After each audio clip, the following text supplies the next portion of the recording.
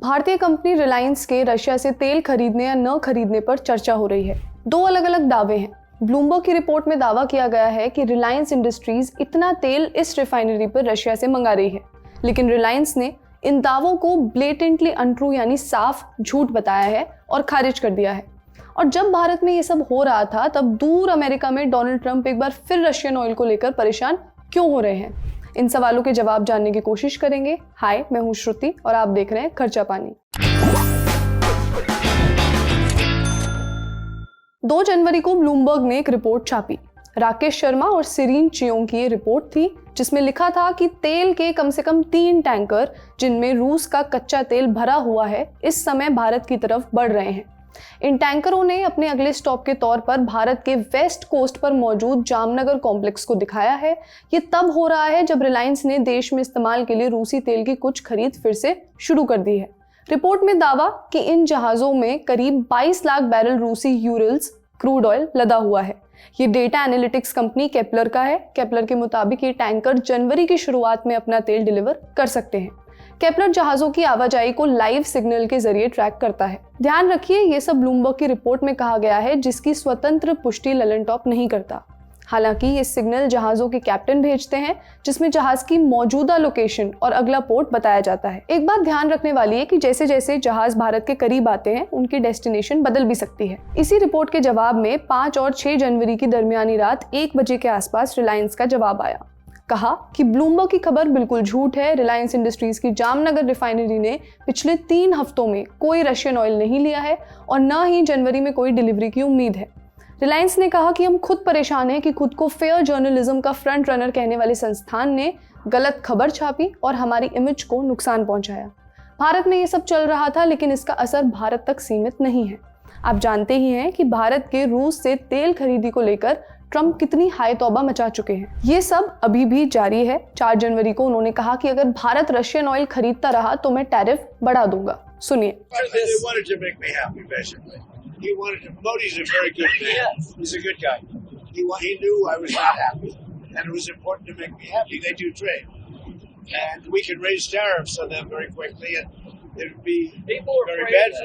अगस्त 2025 से अमेरिका ने भारत के कुछ सामान पर 50% टैरिफ लगाया हुआ है। ट्रंप कहते रहे हैं कि उसमें से 25% टैरिफ सीधे रशियन ऑयल खरीदने के पनिशमेंट के तौर पर है। इसीलिए ट्रंप फिर से टैरिफ की धमकी दे रहे हैं। ये सब कुछ ऐसे टाइम पर हो रहा है जब भारत और अमेरिका की ट्रेड डील की भी बातचीत चल रही है। डील अटकी रहने से भारत के ट्रेड पर भी असर पड़ा है और रुपए की हालत पर भी।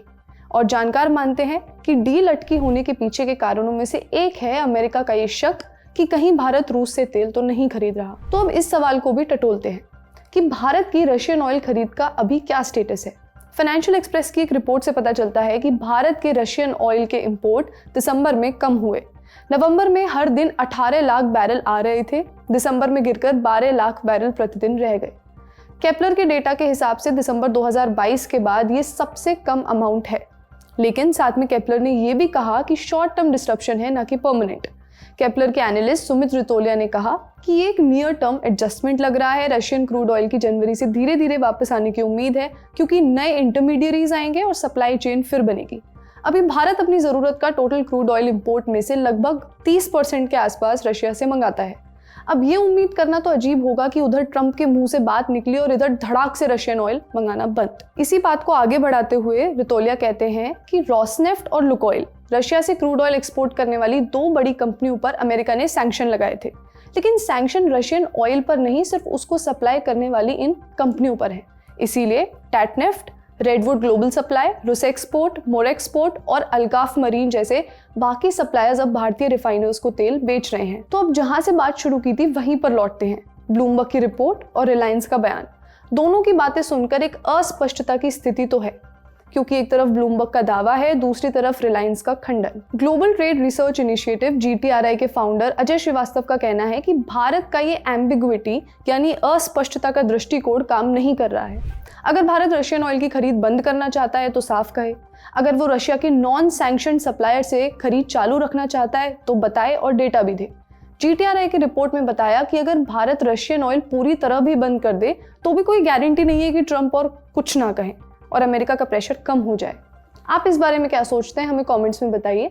आज का खर्चा पानी यहीं तक। अपना ख्याल रखिए और देखते रहिए द ललन टॉप। शुक्रिया। तो लीजिए, हम फिर से बिहार आ रहे हैं। पटना में होगा ललन टॉप अड्डा। बहुत सारे सितारों के साथ दिल खोल कर बातें होंगी, परफॉर्मेंस होंगी और 100% शुद्ध आनंद होगा। 10 जनवरी को पहुंचिए बापू सभागार पटना। फ्री रजिस्ट्रेशन के लिए क्लिक कीजिए thelalantop.com वेबसाइट पर दिए हुए बैनर पर और पहुंचिए पटना के सबसे जबरदस्त अड्डे में। आ जाइए। रजनीगंधा प्रेजेंट्स ललन टॉप बिहार अड्डा, co powered by Hero glamour X, आईटिल एंड राजधानी बेसिन।